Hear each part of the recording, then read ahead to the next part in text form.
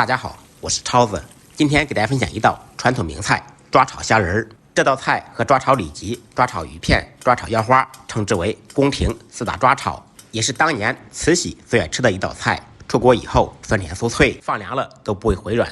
话不多说，接下来我们开始制作。首先准备300克去掉虾线的虾仁儿，清洗干净以后倒入碗中，加入少许盐入下底味，少许白胡椒粉去香增腥。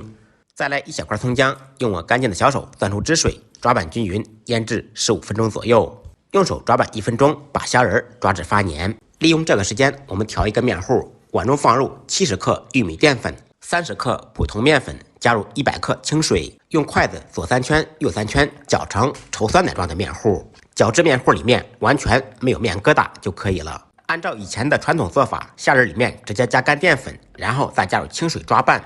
传统做法不利于新手操作，而且做出来容易有面疙瘩，所以我们改进了一下，调成面糊。面糊中再加入20克植物油，这样炸出来更加酥脆。再次用我家黑色的筷子左3圈右3圈搅拌均匀，使油全部打进面糊里面。腌好的虾仁放到面糊中，能挂住面糊就可以了。接下来我们再兑一个碗汁，碗中放入30克米醋、5克白醋、30克白糖，再来一点点盐，少许酱油调下底色，用筷子把料汁搅拌均匀备用。再准备一点小料，1小花生姜切成姜片，少许葱花切好以后放入碗中备用。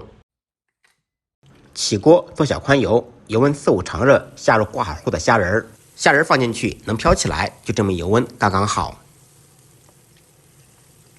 全部放进去以后炸至定型，再用罩里搅动，用罩里打掉残渣，在锅中开中火炸约1分钟左右。期间把粘在一起的虾仁用罩里扒拉开。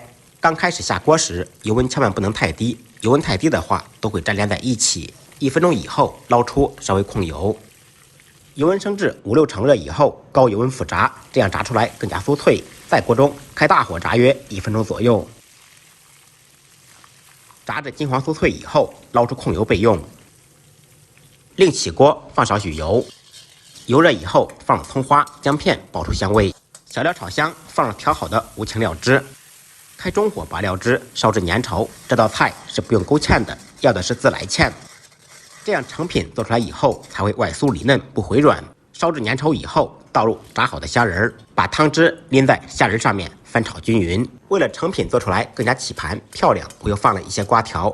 传统做法是不放任何配菜的。继续简单翻炒扒拉2下，翻炒均匀，起锅装盘。一道酸甜酥脆的抓炒虾仁就做好了。学会的同学点赞、收藏、转发，动起手来做一下。不好吃，你提着大虾来找我。再忙再累，记得按时吃饭。下期视频见，拜拜。